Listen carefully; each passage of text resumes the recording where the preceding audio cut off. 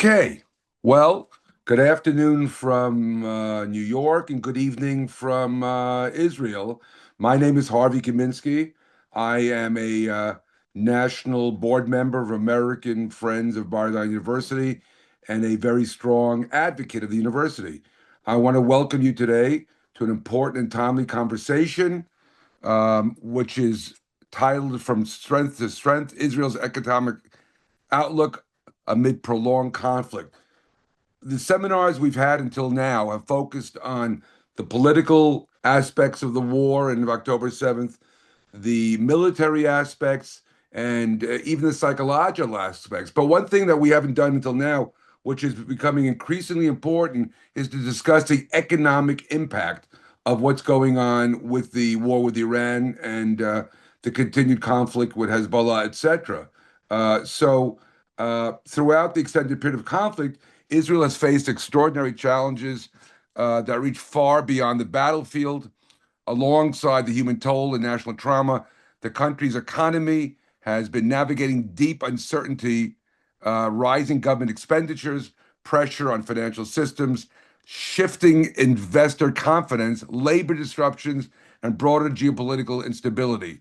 And yet, Israel has long demonstrated a remarkable capacity for resilience, innovation, and adaptation. So, to help us understand these issues, we are honored to welcome Professor Alon Raviv of Bar-Ilan University. Hi, good evening. Good evening. Professor Good Raviv is the afternoon, head. sorry. I'm sorry? Good afternoon, Good sorry. afternoon, right. Professor Raviv is the head of Bar-Ilan's international MBA program and a leading expert in financial systems, banking stability, and economic risk. His work has helped shape how financial institutions around the world prepare and respond to crises. Prior to joining academia, Professor Raviv served in a senior executive role in the analytical development unit at Bank Hapoalim, one of Israel's largest banks, and he has also taught at Brandeis International Business School and Boston University. Today, Professor Raviv will explore the key forces shaping Israel's economic outlook, from the drivers behind Israel's recent economic expansion to the risks currently testing its financial foundations. We are deeply grateful to Professor Raviv for sharing his expertise. His time is very valuable, and he's been very gracious, and we're grateful to all of you also, supporters of the university, for being here today. Before we get along, we get going and go further, I just want to announce that we have a dedicated Q&A section at the end of this webinar. So please do leave any questions you have for Professor Raviv in the Q&A box on Zoom. And if we'll try and get to as many questions as possible. And to the extent we can get to them, hopefully Professor Raviv, in his spare time, which is probably very little, will try and answer it at a later date. With all that said, it is really an honor for Professor Raviv to join us, and we thank him again. Professor Raviv, the floor is totally yours. Hi, good afternoon to all of you, and thanks, Harvey, for inviting me and the crew. And I will hope to give you an interesting lecture and not to disappoint you. This is the first thing. Second, usual disclaimer, I do not express official opinion of neither the Bank of Israel, where I served as a consultant, neither opinion that represent the government or by Bar-Ilan. I express only my own opinion. So I hope that you will enjoy it. Will enjoy from it. And let's start from the title. And I think the title of the presentation is From Strength to Strength, Israel Economic Outlook Amid Prolonged Conflict. And I think when I think about how to explain the situation of Israel right now and how to look on the different signal that came from one side, from the stress that we are in, and from the other side, from the optimistic appreciation of the shekel against the dollar and the strong stock exchange. And when I try to explain it in a simple way, you can think about a bread machine. And the bread machine example is something that you want to figure out what is the cost of a bread machine. So the bread machine produces bread. The bread is the immediate dividend or slice of bread. And you can say, okay, right now, the the price of bread is very volatile, or it can be very high, but the price of the bread is the price of the bread today. The price of the bread machine represent the value of all the future slice that we are going to receive. Or you can think about a company, you can think about Google. 30 years ago, Google didn't pay dividend at all. So why the price kept going? Why the price was so high? Because the expectation of investor to receive future dividend. So this is the analogy that I would like to make when we relate to Israel, because look in the current conflict, if we look on data like GDP growth and budget deficit and debt to GDP ratio, they moved up. The debt to the GDP ratio moved from 60% in 2022 to 70.5 right now. Consumer spending during the war went sharply down, and budget deficit in terms of a percentage of GDP went up. All those signals are kind of accounting signal that most of them look on the past. But we as investors, we try to look forward and try to understand what is the future of the economy. And therefore, we usually, when we try to look forward and to understand what is the expectation of investor, we do not look on the GDP per cap, on the GDP growth, or just on current data. We like to look on the stock market. And here in this simple figure, you can see the Israeli stock market, the blue line. I hope it's transparent enough. Is it fine? Yeah. Against two familiar index, the European stock index, which is Europe 600, and the S&P 500. S&P 500 index, I guess all of you are familiar with this index, even if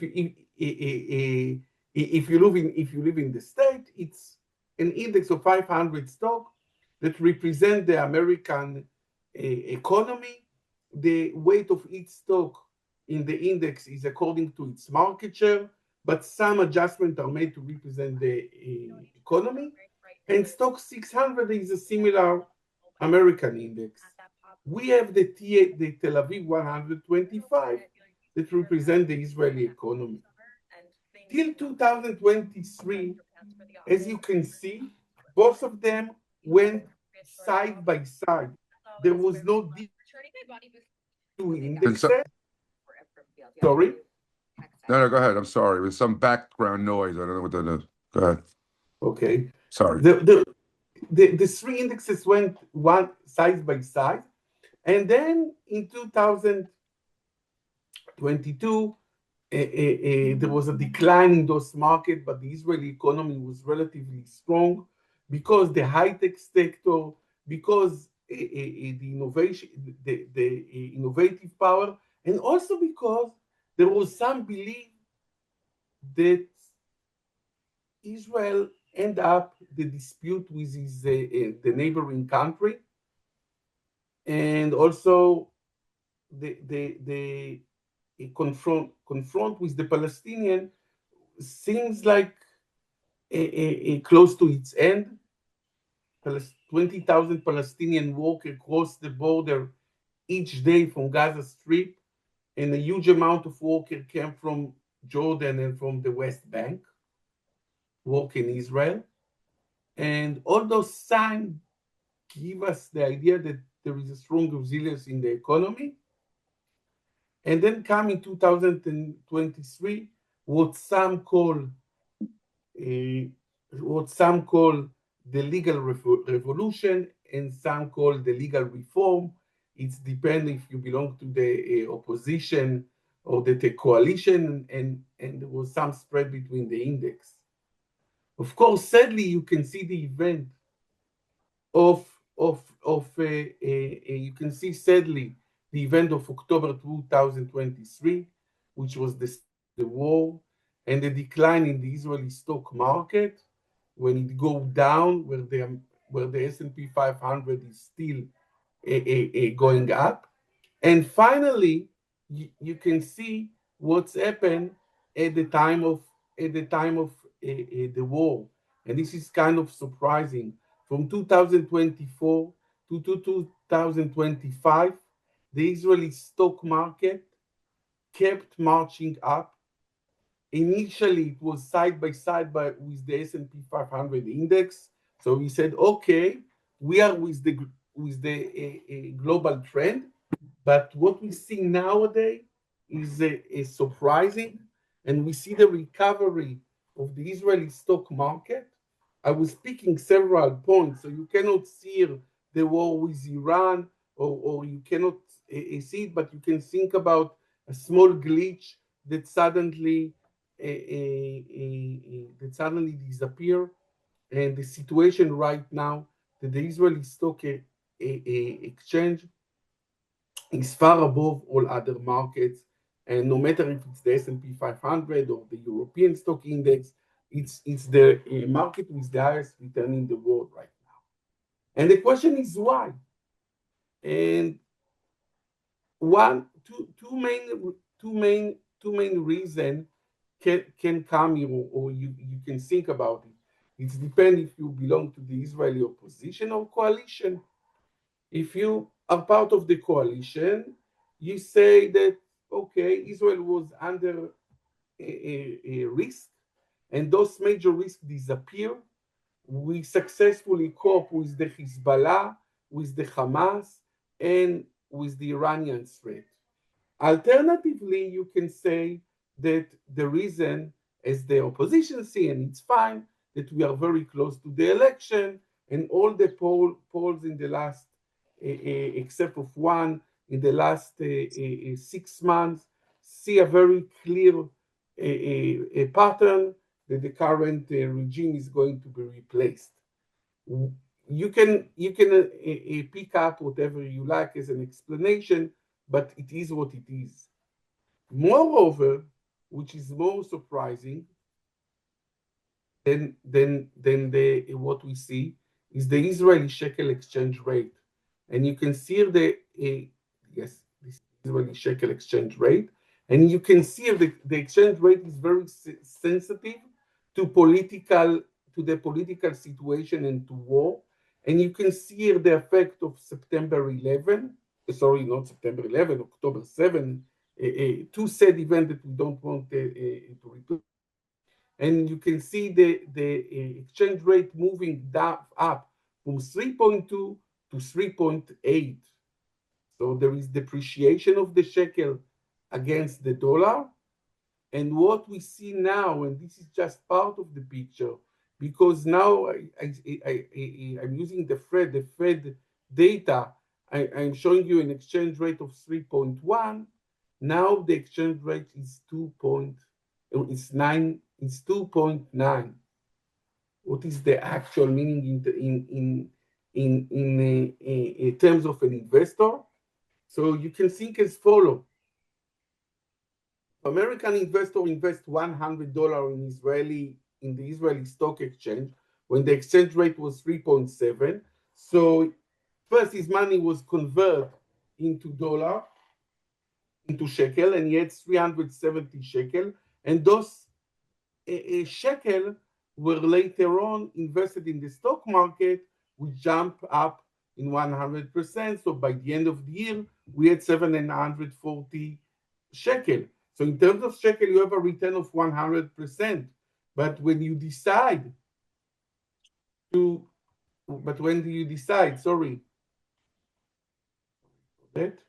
but when you decide to convert back the money from shekel to dollar, your return is much higher than the 100%. It's much higher than 100% if the exchange rate is close to 3. And the American investor who invest in Israel, in the Israeli stock exchange, actually make during those 2 years a return of 130%. The opposite work if we think about Israeli worker that now become very expensive. If NVIDIA, that has a huge development center in Israel, pay salary which are denominated in shekel, if in the past, an Israeli engineer received an annual salary, let's say, of 40,000 shekel a month, or let's say $37,000 a month. So NVIDIA has to convert $10,000 each month. Now the amount is much more higher, and Israeli engineers are becoming expensive by 20-30% than in the past. So things are working, let's say, not in favor of Israeli labor force, and it become tough market condition in the one side, but for investor in the Israeli stock exchange, the situation is close to heaven. If you have any question, No, we'll get to the questions when you're done your presentation. Get to the question. Okay. I have plenty of questions. Okay, you have plenty of questions. It's fine. And we want to move forward, and I want to show you some data that I have. 1 second, which is out of the presentation. 1 second, I will fix it, and I will show you this data that I want to show, which is the CDS spread. The CDS spread, it's a tricky data. And when you say to people exchange rate or inflation, or you speak about the stock exchange, they're all familiar with. But the CDS spread is not the first thing that we think when we wake up in the morning, which is a strong representative of the state of the economy. What does CDS? What does CDS represent? Credit default swap. This is actually the cost of insurance of Israeli debt and the US. Debt that was issued by the Israeli government and the US, and which is denominated in US dollar. So the Israeli government cannot print dollar, they can just print shekel. So the ability to pay back the debt is kind of limited because we cannot print money. We should transfer or convert Israeli shekel into dollar, very similar to, let's say, Argentinian debt in the US. And this insurance, when the cost of insurance, for example, is equal 100 basis points, the meaning of it that the cost of insurance is 1%. Someone is willing to give you an insurance for the $100 that you invest in Israeli debt, in case that Israel will default on its debt and won't be able to pay back the debt, and the cost is 1% of your investment per year. In good time, or in very good time, in 2021, the Israeli risk premium was 40 basis points, less than 0.5%, very similar to the cost of insurance of countries like France and England and even Germany. Then we see in 2023, there was kind of a jump to 60 basis points, which is the result of, let's say, I would call it, I want to be to use precautions and not to take one side. So it can be either of the result of the legal reform or to the legal revolution, depends how you look on it. At least it was a result of the tension that was in Israel between the two sides, or between the civilian and as a result, between the citizen, and as a result, the premium went up. In October 7, the risk premium went up, or after the invasion, or after the war with Hamas. I don't know if you call it the war with the Hamas or the war with the Palestinians from Gaza Strip. I think it's kind of a similar definition. The risk premium jumped from 60 or 50 basis points in less than a week to 160, 136, 145, a number which are similar to countries like Polish and Mexico. The Israeli debt was capturing risk as risky, and the rating agency, S&P and Moody's and Fitch, those three organizations that rate the debt, reduced the rating of Israel from very solid. They took the rating down.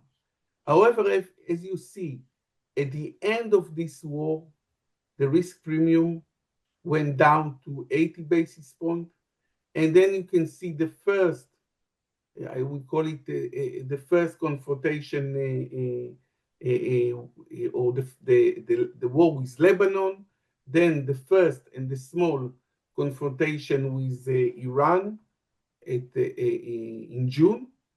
And now you can see the last event, the last war. Whenever it started, the risk premium jumped from 66 to 80 basis points. So international market were not really afraid, or it didn't change dramatically the status of Israel in the eyes of the war or of the world. This war between Israel and the U.S. and Iran, it didn't change so much the perception of risk. And nowadays, a few weeks later, we are in 63 basis points, which is not the normal, but close to the normal before the war, or it was similar to the level that we had before October 7, which means that the risk that Israel challenge is very low, or is perceived as very low. I will show you more index, is the GDP per capita. And it's also show the strengths of Israel. And you can see the GDP per capita and in the US and the United Kingdom. But I think the more interesting is the United Kingdom, or I could also show you the GDP per capita in Germany, which is kind of similar, or anywhere in the EU. And you can see the bump, the effect of October 7 in 2023, and somehow in 2024, and you see the recovery right now. In 2026, it's still an expected number. It's not final number because the year did not end up yet, but some projections speak about even $72,000 per capita. Another thing that I want to show you, when we speak about the appreciation of the shekel against the dollar, some may say, okay, maybe the dollar moved down against all other currency, but this is not the case. Sorry. You can see the dollar-euro exchange rate, and you can see that it's stable at the last few months or the last year. So maybe the dollar depreciate a bit against the euro, but it's not the case. It cannot explain the trend and the move of the shekel against the dollar. Inflation. Some may say, okay, we see a huge growth in Israel, high GDP, a low exchange rate, the stock index is moving up. Maybe there is high inflation. Inflation is actually moving down, and it's close to zero. Numbers that you don't see in the US and in Europe right now. And the explanation is straightforward. When the exchange rate moved from 3.7 to 2.9. So all the imported goods and service are cheaper than before. So if we think about economic strength and resilience, and we try put a finger, before that I was showing you some figure, but I didn't put a finger. What are the engines that for this enormous growth, and to the strong exchange rate, and to the strong stock index? So of course it's the high-tech industry, okay, which is 36% of all income tax revenue.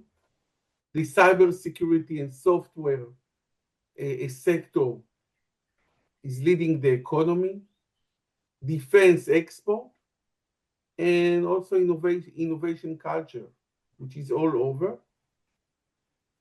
Here is the result of a survey that was done recently by Ilya Strugulaev from Stanford University. And you look on top university by number of startup founders. So not surprisingly, Caltech or Berkeley and Stanford and Harvard are the three runner-up, as well as with MIT and Cornell. But Tel Aviv University and the Technion are in the top 10. And I must tell you that Bar-Ilan, here in Bar-Ilan, we are making huge effort.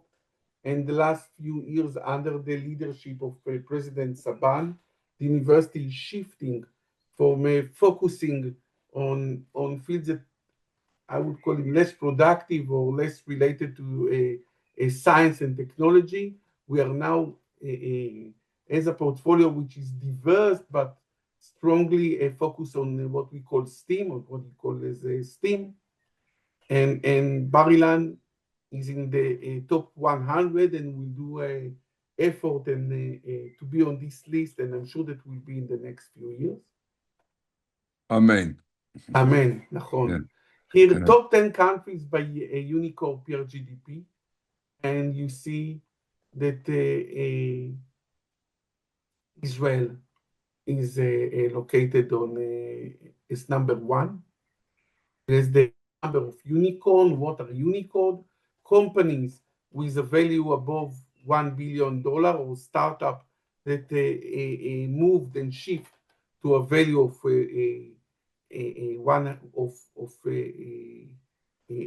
above $1 billion. Wow. And you can see that Israel is on the lead after Singapore, United States, and Hong Kong.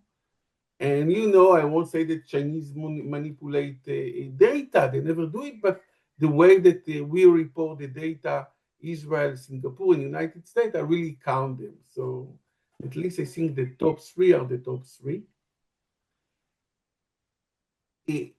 Many Israeli companies were purchased, and they were acquisition and merger with sorry for the quality of this slide, by American companies. The secret that there are so many development, R&D and development center in Israel, where the leading one are NVIDIA and Broadcom, but Microsoft, Meta and Amazon, Apple are all very active, and there is a competition on Israeli engineers. And finally, which is not always kind of it's not always a positive indicator, but here you can see the dependence on the business sector and foreign capital for R&D in Israel is the highest in the OECD country. You see here the ratio of R&D, research and development, performed by business sector and distribution of funding entity out of a national R&D expenditure. So we really use, we are dependent on foreign investors. And the local business sector is limited in its ability, in its size, to finance the sector. And therefore, when I summarize and I wrap up everything, so we should take it also into account. Professor Raviv, can I ask you a simple question? Which sorry to interrupt you. This is Harvey. The No, no, question I I'm have. done. I'm Oh, now done? waiting for for the question to Oh, come. very. That was an excellent presentation, and we have very, very important and incisive questions. But I just wanted to ask you one quick question. You're talking about the incredible high tech of Israel, the unicorns, the success. Is the war or October 7th had any influence on the ability of companies to get financing, or are they still being getting the financing they need both from banks, from the outside, from other countries, or is it cooled down the ability to get financing? Has it been affected? As far as we see from the data, Yeah. it was not cooled down. And even during the war, even during the 12th World War, the first 12th World War with Iran, money was keep entering the country, and there were huge deals where a company was sold to some high-tech high-tech giants or big company. But the main question is sustainability and resilience. And will those, let's say, a big seven company like NVIDIA, Microsoft, Apple, Amazon, will they keep their development center in Israel, or they will look for other alternatives? You may, on the downside, you can see the heavy load of the war, and another thing is the exchange rate that make the Israeli working force very expensive. Okay. But the upside is unlimited. Very good. Okay. Well, we're going to ask some questions, both uh, about the economy and about the effect of the war. The first question is, what's the differences between the economic impact of this most recent war with Iran and the 2-year war that followed October 7th, as well as between this conflict and the summer of 2025 Iran war? Are there differences on the effect with these different wars? I think first the first event was like the October 7 was mainly a prolonged domestic supply and physical shock. Its economic damage come from long reserve service, displaced community in the north and in the south, a weak tourism, labor shortage, especially in construction, and higher defense spending, and higher debt path.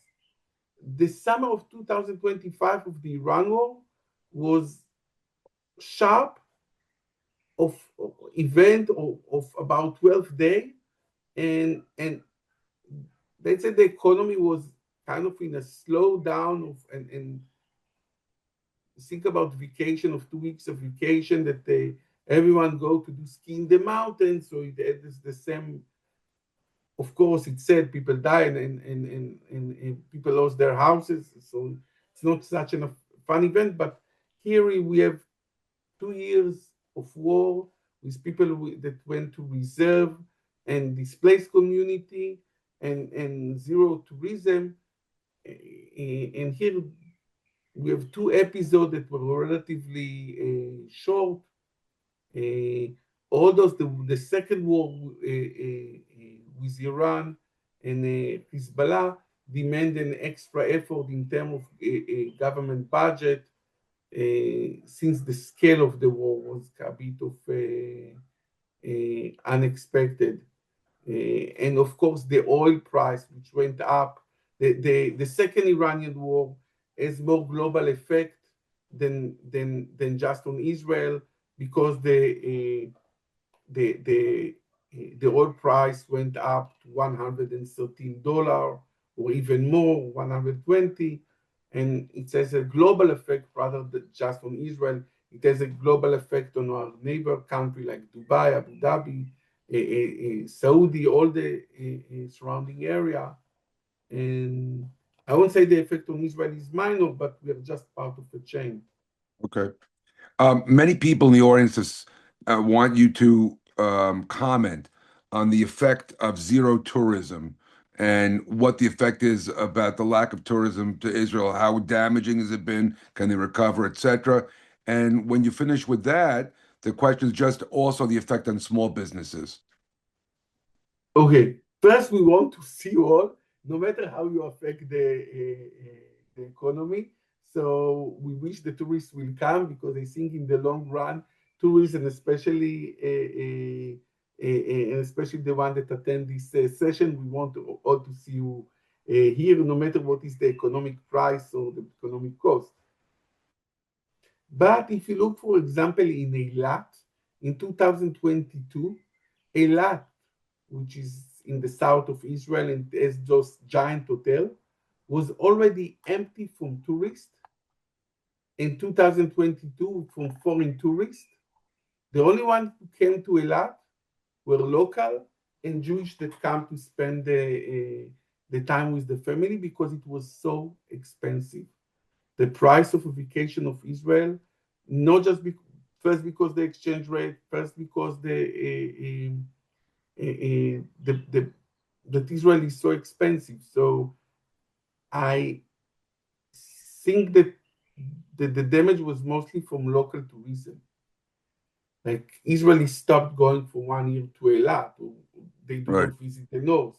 And in Tel Aviv, it's more than that because a tourist in Tel Aviv may not spend too much money, but we don't see him as a tourist. Mostly those are, let's say, people come to Tel Aviv to business trip, they come to conference, and I think this will have on the long run a strong effect on the economy, but not just on tourism, rather Right. on the Yeah, but the entire. last, yeah, but the last, I would say the last year. I mean, a lot of Americans who Who go to, safe came to Israel? Yes, they're we are still in a better situation. okay. So it's you don't think it has a irreparable damage. It's not a situation that we have to concern ourselves. It'll recover quickly, you think? I will say it with some precaution.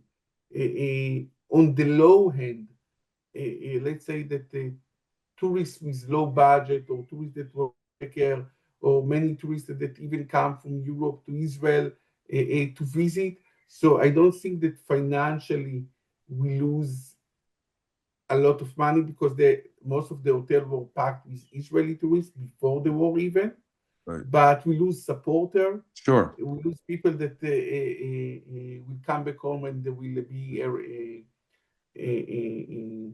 ambassador of Israel. And in terms of the high end, if businessmen prefer to do their deals via Zoom or Teams, it's fine. But I think that in the long run, there's nothing like a face-to-face meeting. Okay. Can you comment just about the effect about just businesses, not the big public companies, about businesses, smaller businesses? Have there been a lot of bankruptcies? Have there been a lot of companies going out of business, or have they held on with government support, or something of that nature? At least till now. I don't know what will be the compensation, and there are some debate. What will be the compensation after the Iranian, like the last event with Iran? But I'm sure that there are some people who say, Alon, you're wrong. We lost our job because the war or our business is in default. But if we look on the state of the 5 Israeli leading banks, that work a bit, I won't say it's a monopoly, but they control the entire market.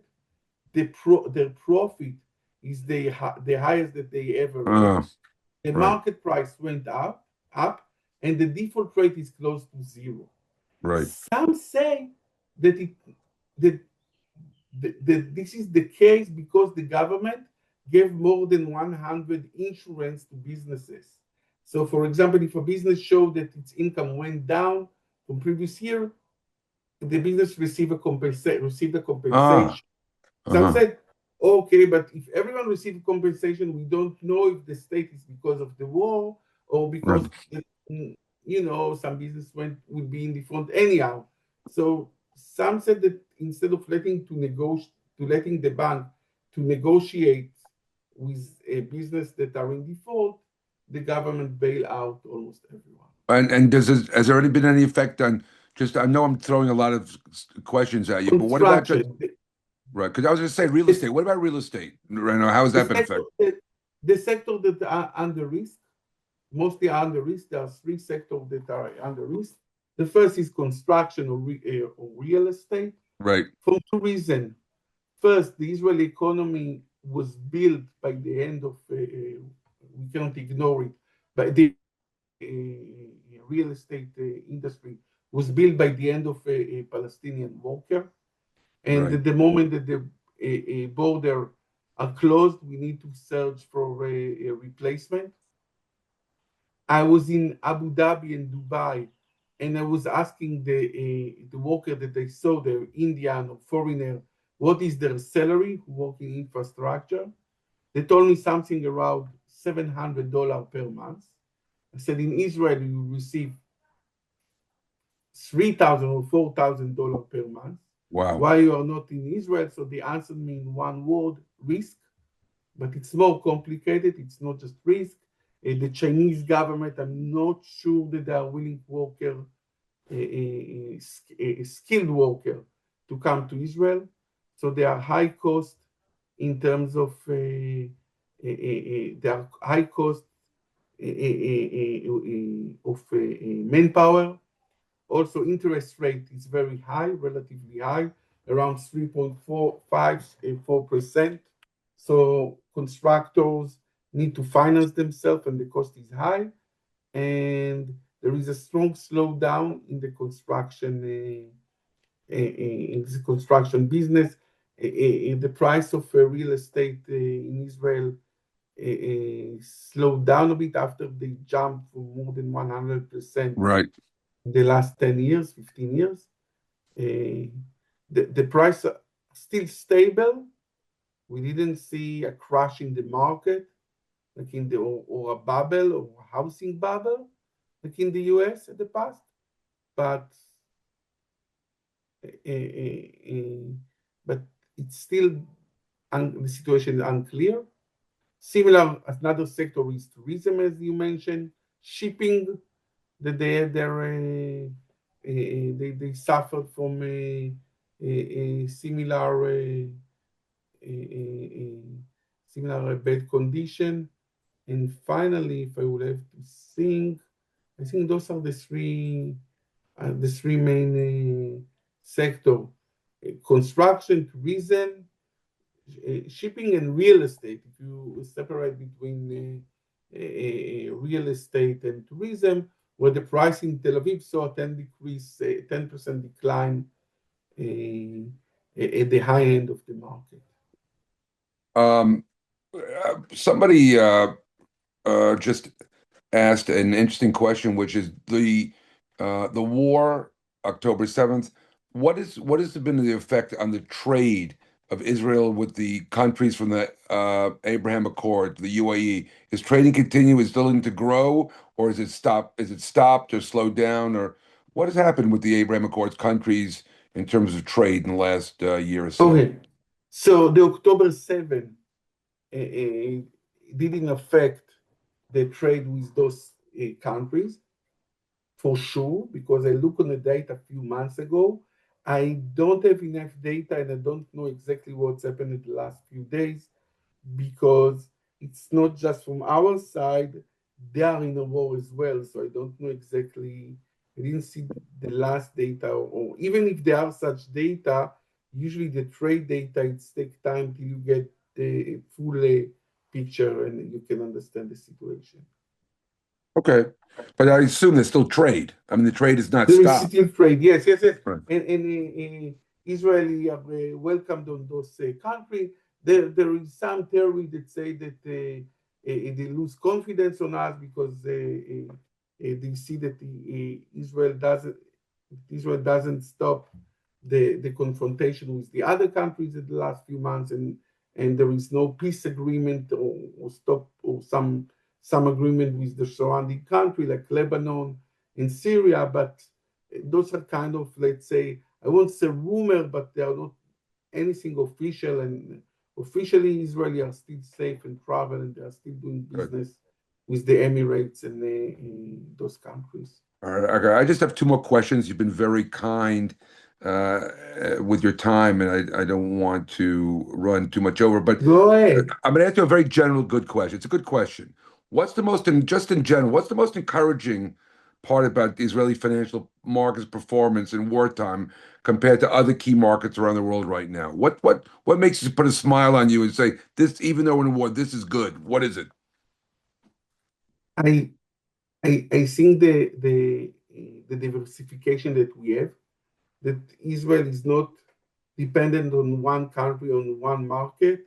We are really sitting on the Middle East, and we've got strong root with Southeast Asia, with Europe and the US. And the high-tech sector enabled Israel to be everywhere without knowing that this is Israel. Like when you buy I don't know, when you buy an olive bottle and you know it's written the bottle is from Morocco, the oranges is from Spain, you don't know exactly what is sitting inside your computer, all right? Right. That's, oh, oh, oh, oh, we buy those chips or this software or this cybersecurity. So at the end of the day, I think countries or um, corporations try to do their best, and they end doing deals with the Israelis corporation because Israel is very competitive now. And another thing that I still see is there, and I must say it as the head of the international program. Before the war, we had 100 students. All of them are foreigner. Now we have 100. Right after the war, we had 150 students. Most of them are American. Most of them are engineers, lawyers. You know, we teach the MBA degree, so it's a part-time MBA. They can work and live it. So what we see by eye that most of them or all of them found good jobs. So this is a signal for us that even during wartime, the economy is in a strong momentum. Well, you know what? I'm glad you mentioned the students because that's the last question we're going to end on. I think we have to talk about the incredible students who went into the army during these conflicts. Can you just tell us what your experience has been with these students, how they're able to function, how they're able to learn? And also, I've been involved and see the tremendous support of Bar-Ilan to these students. So can you comment on that? Just on this is not an academic question; it's a personal question. No, no, no, yes, I understand. There are three ways to tackle war time. One is to give discount to the student. I don't like it. It's easy to tell the student take less five courses than instead of 20, take 15 instead of 20. This is usually not the path in Bar-Ilan. We really support the student. We give them extra hours. We give them makeup courses and makeup exam. And we even change the schedule of the semester. I think it's kind of very, the Israeli are not familiar with that, but as someone that was in the east, northeast from a while, it's very similar to a snow day. You know, at the end of the semester, you count the number of snow day and you make several makeup days. So that's exactly what Bar-Ilan were doing. We're giving them extra session and extra classes. And the students this is another nice thing, the students themselves were with a strong motivation to fight and to study and not to give up their study. There are some movies that you can see some students that during the war in Gaza sitting and study calculus 1 or 2 in between. So I think the resilience here is very important.